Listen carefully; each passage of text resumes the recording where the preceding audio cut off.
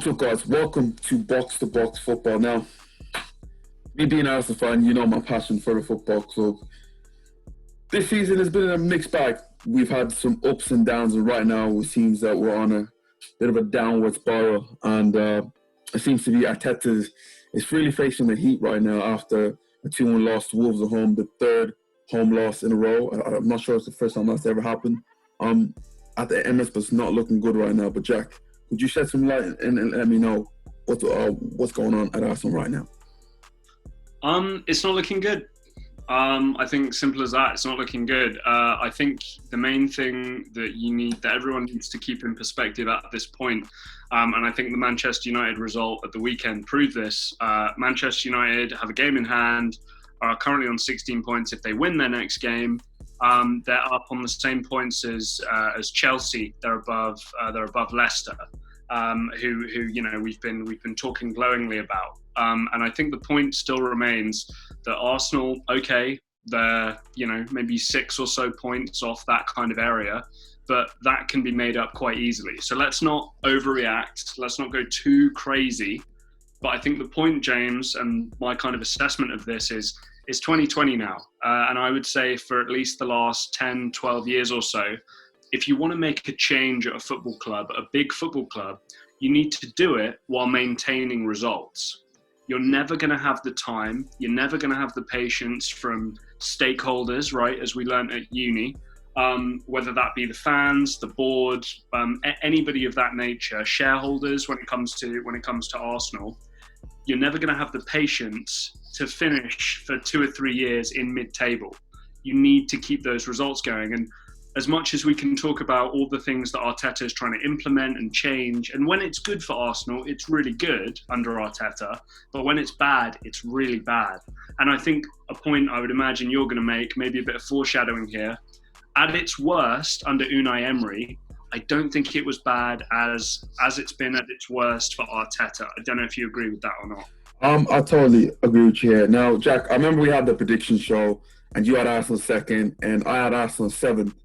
And you were like, no, James, you can't do that. You're looking at it. You're looking at it from the point of view of an Arsenal fan.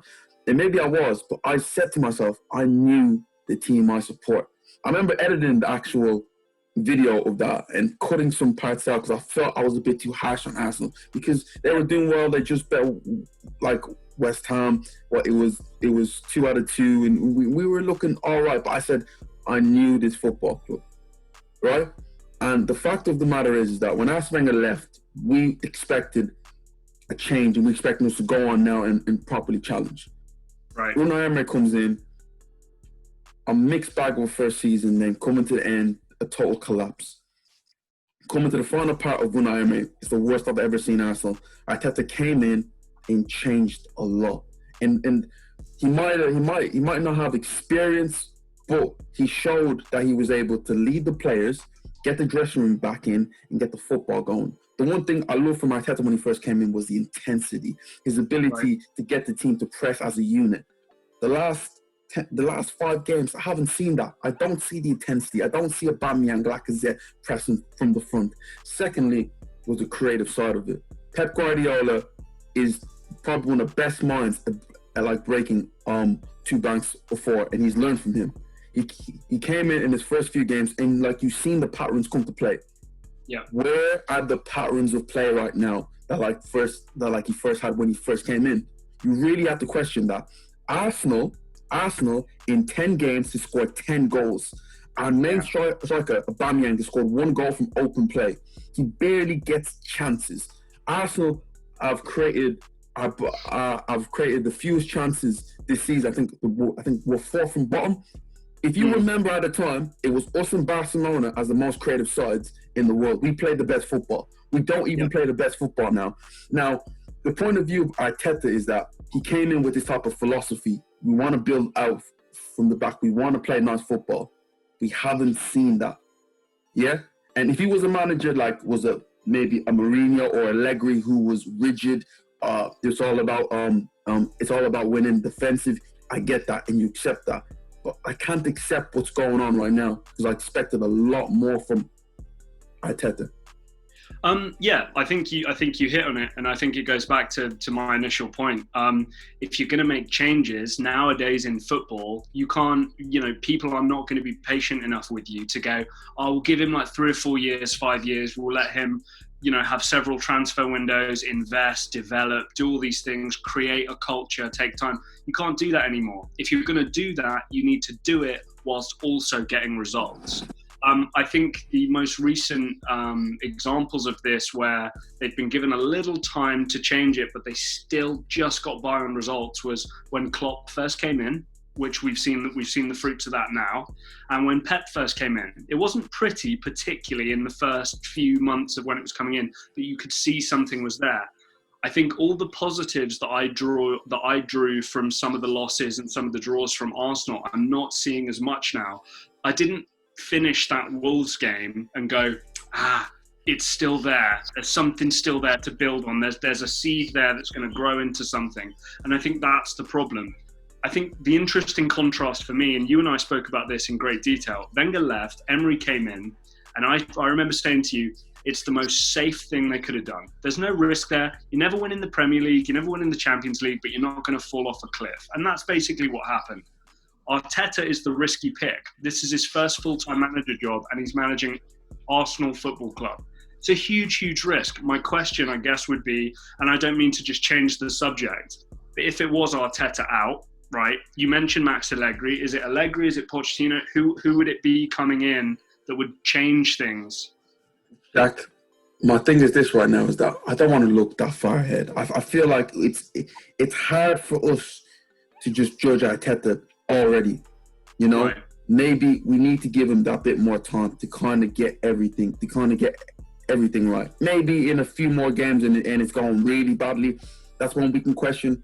But right now, let's give him that time and let him establish what he wants to build here. Can I just say this, James, quickly? And this is the point I want anybody listening at home to really, really pay attention to. And the Man United point I made at the beginning, if Man United win their game in hand, they're top 4, top 3, and we're talking about them differently. In the Premier League this year, 1st, 2nd, 3rd, 4th, 5th, and 7th out of the top 7, only one team won. Only one team won this past week. The others are draws and losses. All I'm saying is, right, I'm going to just quickly, if you'll bear with me, James, sorry about this, I'm going to have a look at some of the matches. Okay, so the Tottenham game away at Tottenham, tough game. Burnley at home, Southampton at home, Everton away. All it takes is a couple of wins here and there, with a couple teams around you losing. You're in the top 4, maybe you're 5th with a game in hand, and the rhetoric around the whole situation drastically changes. There's this huge problem with being a prisoner of the moment here.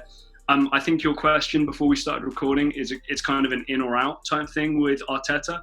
For me, definitely a keep, at least till the end of the season, at least. I feel like when you pose that question to me, Arteta, what type of manager we're looking at, I feel like that's way too far ahead. But I'm looking at what we have right now, and you can point at the fixtures. But Jack, look at the fixtures that we had. Leicester are a good team, but we played against Leicester, didn't really create anything. And people say that, oh yeah, we had chances. We didn't deserve to win that game at all. The Aston Villa game, they battered us pillar to post. Against today against Leeds, if I'm being honest, it should have been 4 or 5 to them. They hit the post 3 times. And if Patrick Bamford had his shooting boots on, it should have been game over a long time ago. I think the scary thing is, out of the next 1, 2, 3, 4, 5 Premier League games, in there are Southampton, who we know are competitive this year, Everton, who've shown what they're capable of, Chelsea and Tottenham. So there's a very tough run of about 4 or 5 games here. Like I say, I think everything changes. A win changes everything. A couple of wins in a row changes everything. But the reason why I say, again, in football, anything happens. You go into a new game, that Tottenham game, all the odds right now are stacked against us, and anything happen in the game, we could go ahead and win it. But do I see signs of us? Do I see any positive signs? No. Thomas Partey is now out till Christmas, and watching him not being in that midfield is like Ceballos and Xhaka. That probably went down as one of the worst midfield performances absolutely like I've seen from a double pivot. It was horrendous. I've never seen two centre midfielders both have bad passing nights. Xhaka couldn't pass forward or backwards possibly. Tobias was hitting the backboard of the stands. You know, so there's something that needs to be done right there. Defensively, those two are horrendous right now. Like you said, I think the point you make is whenever there were losses or tough draws, like you said, there was a certain level of, but you can see something there. Like, give it 6 weeks, give it 3 months, whatever. There's something there. And at that point, the team will gel more. Arteta will have gotten his philosophy over. Like, we'll be in a position where things can happen. Those kind of little, like, I keep using this thing of seeds, they're not really there anymore. And we're going away from games more frustrated than optimistic. You hit the nail on the head there. I remember when we played Chelsea, we went a goal ahead in the first half, played really, really well.